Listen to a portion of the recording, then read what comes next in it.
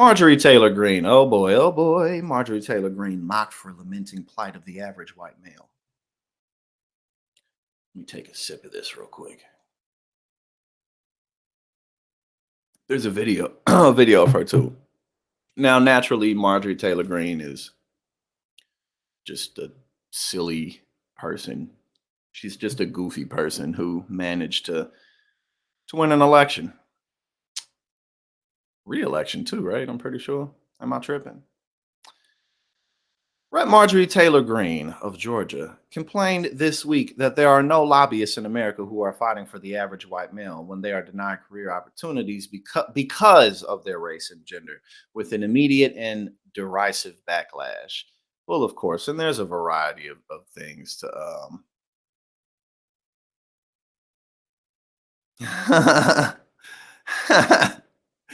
Yeah, man. You sound like you've been watching Trump for a long time, but against your will. You know what I mean? And it's just like, oh, I feel for you, my brother. I definitely understand. I've been having to watch this motherfucker too, but then I always look up to my OGs, and I'm like, oh man, y'all didn't had it way worse than me. Let me stop complaining. Y'all been watching this man for even longer.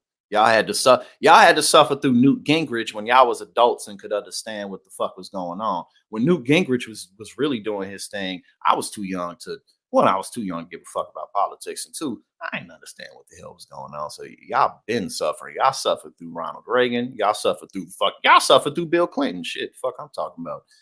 Even at that time, I don't give a damn about no politics when Bill Clinton was doing his thing. You know what I'm saying? So that's why the support from the OGs is always so appreciated, because it's like, man, y'all carry me through. Y'all done pushed through shit. Y'all done been through shit. I'm going through now. Okay, so we about to watch this video in a second. In a video shared by Twitter account Patriot Takes, which monitors right-wing extremism online, Green complained that lobbyists in the U.S. are just fighting for big corporations and industries. Well, that's true, but I guess it's how she spun it where the real issue lies. Is what I would assume. Okay, so how'd she spin it? And no one is taking care of regular Mr. and Mrs. American. True, so far so good. Like mom and pop shops, the single moms trying to make it. Facts. Uh, the guy reported Giuliani Cabarano. Okay. Okay, I think this is where it gets weird then. The MAGA Republican lamented that there's not people fighting for regular Americans, such as the average white male trying to climb the corporate ladder when his problem is being white and male. Now, see, Marjorie, like, you were actually on point until you got to your analysis of the problem, your conclusion of the issue. That's where your analysis goes off board. Because I mean, we here like there's a few stats because I want to show the video in a sec.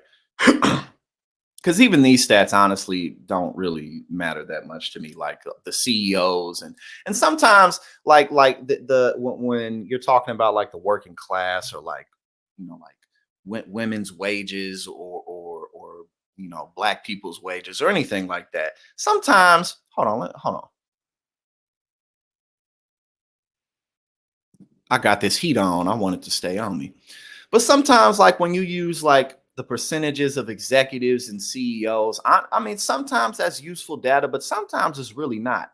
Like it sounds good, but I mean, how many people are we really talking about? When you're talking about executives and CEOs, like that's literally a tiny handful of people in the whole country. So, you know, like you want to look more at like households and like median incomes and like family incomes and stuff like that. Then when you point to like, well, there's this many CEOs and there's that, pardon me, there's this many CEOs and there's that many executives. Like, yeah, that's true, but we're talking about the exclusive of the exclusive, but we still gonna go over this. 88.8% of CEOs, CFOs, and COOs in 2022 were white, and 88.1% were men. Okay, hold on. So again, now, like that's cool, but I also too, like, I just think that, and I don't, and again, there's also nothing wrong with using those stats. I just think that oftentimes when people take those stats in, what's popping there, and good, appreciate you for being here.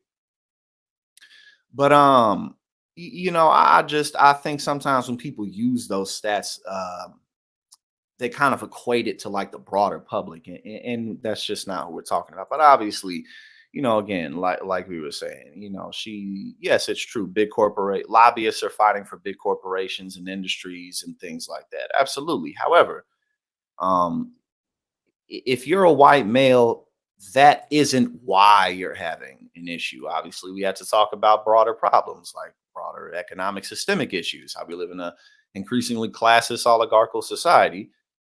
You know, where lobbyists pretty much whoever has the most money basically gets what they want. You know, not just like things like Citizens United, but there was the case that Ted Cruz put up to the Supreme Court where it allows for basically people to loan themselves um, more money than they could before this case. So, like before, there was a certain loan on how much money a campaign could give to its own candidate, you know, to try to cut down on like different types of corruption deals. Like, well, I loaned you this much, so now you owe me this amount of favors. So that would cut back on like, you know, again, cut back on corruption. But then the Supreme Court struck that down. So now it's like there's even less of a limit on how much money you can loan to your own people or loan to people who have conflicts of interest. So like everywhere you look, there's more and more digging away at like the rules on how money can just like legally flow all over the place. Um, but you know, those are the issues, or the rising costs of living, or how wages haven't gone anywhere, or like our trade laws, you know, our tax code, things like that are what contribute to the worker not being able to make ends meet. And then obviously you know, there's other types of systemic issues with you know, systemic racism and things that impact communities, poor communities primarily, especially. Um, you know, like the crack versus cocaine sentencing laws, things like that, three strike rules, blah blah blah. Um, those are issues that hold people back. But it's not. Oh well, it's because you're white and it's because you're a man. That's why. Well, what are white dudes not letting other white dudes get opportunities? So let's watch the video because I mean, honestly, with stuff like that, like there's really not that other than pointing out the obvious. Um, you know, but for her, I mean, she probably really thinks this too. Like so, in a funny way, she's sincere, which is hilarious. Okay, hold up. And that Let me full screen it. Full screen it for the people. and that doesn't mean lobbyists are bad people. They're salespeople. That's what people need to understand. These are salespeople, and their customers, their clients that they're selling for are large corporations. There's their industries that need their needs met too, and so they hire lobbyists, send them in to talk to people like me, so that they can get what they need put in bills to help their industry, protect their business, so they can keep going, so they can keep receiving funding or whatever it may be. But the problem is, Glenn, there's not a lot of lobbyists here for regular Mr. and Mrs. American, like mom and pop shops, the single mom trying to make it, the guy, the average white male trying to climb the corporate ladder when his problem is being white and male. So there's not people in here fighting for regular Americans. You just have lobbyists. Well, you know what? At the same time, she be doing it. She does that on purpose, man. Because again, like everything she was saying was fine up until she got to the last part, and she like doubled down on it. You know what I'm saying? Like so, you know, while she may be a true believer in some facet, she knows what she doing too. You know what I'm saying? So